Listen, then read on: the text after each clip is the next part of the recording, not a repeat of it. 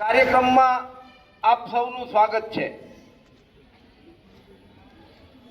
તમે જાણો છો એ પ્રમાણે આજે 17મી સપ્ટેમ્બર એટલે આપણા માનનીય વડાપ્રધાન, યશસ્વી વડાપ્રધાન, દીર્ઘદ્રષ્ટા વડાપ્રધાન નરેન્દ્ર દામોદરદાસ મોદીનો જન્મદિવસ।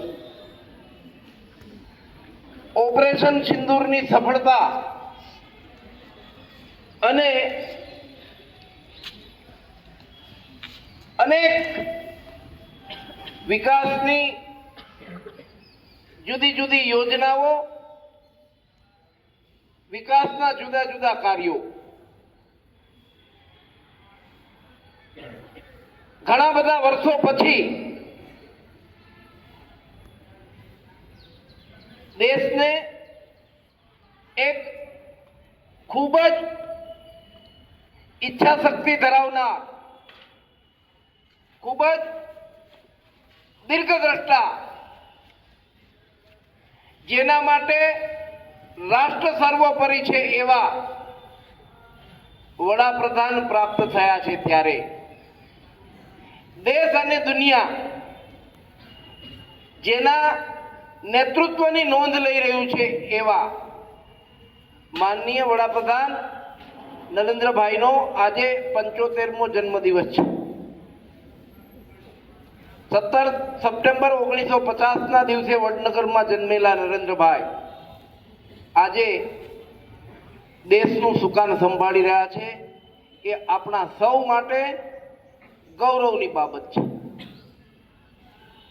સમૃદ્ધ ભારત, વિકસિત ભારત, સ્વાવલંબી ભારત અને સાથે સાથે સ્વદેશી ભારત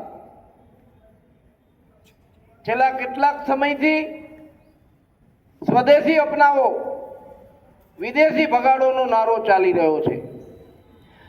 આપણા વડાપ્રધાને હાકલ કરી છે દેશવાસીઓને કે જો આ દેશને સમૃદ્ધ બનાવવો હશે, વિકસિત બનાવવો હશે તો આપણે સૌએ સંકલ્પ લેવો પડશે કે અમે જ્યારે પણ બજારમાં જઈશું, કોઈ પણ વસ્તુ ખરીદીશું ત્યારે એ સ્વદેશી હશે। આપણા પોતાના ઉદ્યોગકારો, આપણા પોતાના વેપારીઓ, આપણા પોતાના જ બાંધવો એ જે વસ્તુ વેચે છે, ઉત્પાદન કરે છે, એ જ વસ્તુ આપણે ખરીદીશું। એટલે મારી આપ સૌને અપીલ છે કે આપણે સૌ સંકલ્પ કરીશું કે સ્વદેશી વસ્તુઓ જ ખરીદીશું। જો આ દેશને સમૃદ્ધ બનાવવો હશે, વિકસિત બનાવવો હશે, વિશ્વગુરુના સ્થાને લઈ જવું હશે તો આપણે સૌએ સ્વદેશી અપનાવવું પડશે। એટલે મારી આપ સૌને ફરીથી કરબદ્ધ વિનંતી છે કે સૌ સંકલ્પ કરે કે આપણે સ્વદેશી વસ્તુઓ જ ખરીદીશું। નરેન્દ્રભાઈ મોદીના શાસનકાળમાં સર્વ સુખાય ને સર્વ હિતાય અનેક યોજનાઓ આવી સફળ રીતે કામ કરી રહી છે। આ પહેલા એવા વડાપ્રધાન છે કે જે ભારતની સાંસ્કૃતિક પરંપરાઓ, ભારતીય સભ્યતા અને ભારતીય ધરોહર એને વધારે મજબૂત રીતે આગળ લઈ જવા માટે તેઓ સતત પ્રયત્નશીલ છે। સતત અને સતત દેશના વિકાસ માટે તેઓ પ્રયત્નશીલ છે। 18 કલાક 20 કલાક સતત રાષ્ટ્ર માટે કામ કરી રહ્યા છે। અને એમાં આપણા માટે તો સૌથી મોટી અને ગૌરવની વાત એ છે કે આપણા ગુજરાતના પનોતા પુત્ર છે। વિશ્વ એની નોંધ લઈ રહ્યું છે। જ્યારે પણ વિશ્વમાં કોઈ સમસ્યા આવે